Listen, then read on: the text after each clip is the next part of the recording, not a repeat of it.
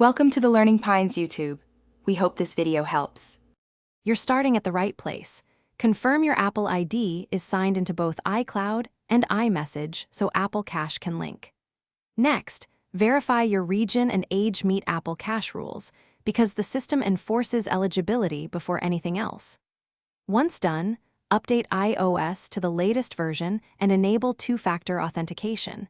Make sure a supported debit card or bank account is attached. These steps unlock the features and remove the most common blockers before we dive into deeper troubleshooting. You'll now address account-level problems and stuck transfers. Open Wallet and inspect the Apple Cash card for verification prompts. Complete identity checks if requested because verification clears holds. Next, review recent transactions and your bank app for pending authorizations. A pending bank hold can prevent new transfers.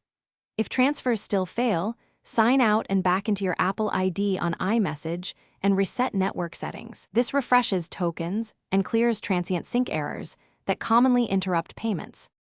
Finish by forcing wallet and messages closed, then reboot your device.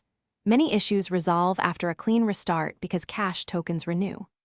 Attempt the transfer again, and if it still fails, gather transaction ID and screenshots before contacting Apple support. You'll speed resolution by providing exact error messages. If a bank is holding funds, remove and re-add the debit card or ask your bank to reverse the pending authorization. One key tip: if you see persistent verification errors, try a different device signed. Thanks for watching. Consider subscribing if we helped you.